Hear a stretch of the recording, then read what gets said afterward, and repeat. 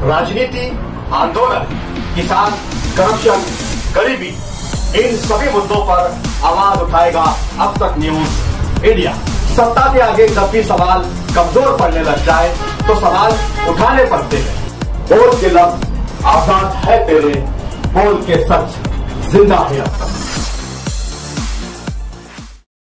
नाजरीन, इस्तकबाल है आप सभी कब तक न्यूज़ इंडिया पर। मैं जाबिर शाह। नाजरीन, आज मालेगांव कोर्ट में मालेगांव नायब तहसीलदार धारणकर और उनकी वाइफ को मालेगांव कोर्ट में आज पेश किया गया, जहां पर उन्हें 27 जून तक पुलिस कस्टडी दी गई है। हमने इस वक्त कोर्ट से बाहर आने के बाद धारणकर और उनकी वाइफ के एडवोकेट पूनम शिनकर से मुलाकात की है। उन्होंने जिस मामले के खुलासे किए हैं वो काफ़ी हैरानकिन हैं और चौंका देने वाले हैं।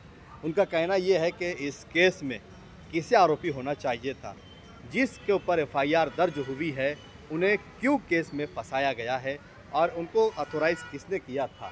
जन्म दाखिला मामले में उन्हें वापस से 3 दिन की पुलिस कस्टडी के बाद वापस से 7 जून तक की पुलिस कस्टडी दी गई है। पुलिस का कहना यह है कि बहुत सारी तपास अभी बाकी है, लेकिन इनके वकील का कहना यह है कि उनके अकाउंट में जिस पेमेंट की, जिस पैसे की लेन देन का मामला पुलिस बता रही है वो उनका अपना पर्सनल मामला था, जिसका रिकॉर्ड भी उन्होंने जीएसटी विभाग को बताया है।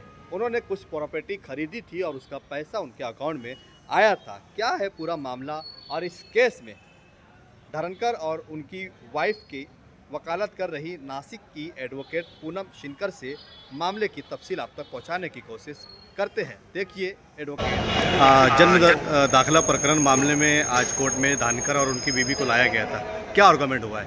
आर्गुमेंट में यही मुद्दे हैं। एक्चुअली जो पुलिस अधिकारी हैं उन्होंने पीसी एक्सटेंड करके मांगा है। उनको कुछ इंक्वायरी करनी है, उसलिए उन्होंने पीसी एक्सटेंड करके मांगी थी। उनका कहना ऐसे है कि जो दीपाली धारणकर मैडम है उनके अकाउंट में 44 लाख रुपीस आए हैं, बट द पुलिस अधिकारी ऑफिसर्स इन्होंने पहले खुद छानबीन भी करनी चाहिए 44 लाख कहाँ से आए हैं। ये 44 लाख है उनकी खुद की एंचेस्टर प्रॉपर्टी सेल आउट करके उसका रजिस्टर्ड डॉक्यूमेंट हुआ है। वो रजिस्टर्ड डॉक्यूमेंट किए वो अमाउंट उस खाते में आई है, तो ये कह ही नहीं सकते कि ये जन्म मृत्यु लोन और उनके वाइफ का कुछ लेना देना है। इसमें ये भी बताया जा रहा है कि फ़ोन पे से, गूगल पे से कुछ पैसे मतलब उनको ट्रांसफ़र किए गए थे। ये देखो, ये तो पुलिस अधिकारी है, ये छानबीन करेंगे, उनको ये पता चलेगा ही चलेगा इसका क्या है। जिस तरीके से इस केस को इतना सीरियसली लिया जा रहा है, आप एक एडवोकेट है, जिस मामले को लेकर उनको अरेस्ट किया गया है, क्या इस मामले को इतना गंभीर मतलब समझा जा सकता है क्या? एक बात देखी जाए तो इसमें 3900 certificate birth and death certificate issue है, बट सच में इन सब सर्टिफिकेट में से झूठ सर्टिफिकेट है क्या?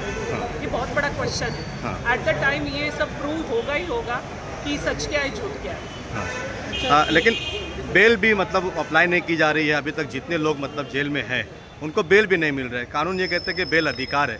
क्या ये जो सेक्शन लगाए गए हैं और ये जो जुर्म हुआ है वो दोनों के बीच में कितना कॉम्बिनेशन है? किसने कहा है बेल नहीं हुई है? 4 लोगों की बेल हो गई है। हाई कोर्ट ने भी 2 लोगों को इंटरियम बेल दे दिया है। सुप्रीम कोर्ट ने भी 2 लोगों को इंटरियम बेल दे दिया है। बेल हुई है इसमें? नहीं, सेम कंडीशन है। उसी कोर्ट में जहाँ 2 लोगों को बेल दी जाती है वहीं बाकी लोगों की रिजेक्ट की जाती है। ये देखो, ये न्याय देवता के ऊपर है। मैं उनके बारे में, उनके जो राइट्स है उसमें मैं एंटर नहीं कर सकती। नहीं, हम एज अ मतलब रूल्स एंड रेगुलेशंस अगर देखा जाए तो पूरे इन्होंने जो चार्जशीट फाइल की है उसमें कुछ भी ऐसे दिखा नहीं है। देखो, आप में मीन्स इंडिविजुअल में जो लेना देना है वो एक दूसरे का है, उससे लीगली कुछ जुड़ा नहीं है। जिस चीज़ को लेकर उन्हें गिरफ्तार किया गया था कि बांग्लादेशी और रोंगियाई लोगों को दाखिले इशूज़ किए गए हैं, अभी तक एफआईआर में कहीं पर भी बांग्लादेशी और रोंगियाई होने का चार्जशीट में भी उल्लेख नहीं है, कहीं प्रूफ भी नहीं है, एक भी बांग्लादेशी नहीं मिला है। मैंने स्टार्टिंग में आपको यही बताया है, अब तक किसी ने प्रूव नहीं किया है कि death certificate and birth certificate में से भी किसी का झूठ निकला है, ये अभी तक प्रूव नहीं हुआ है। Thank you.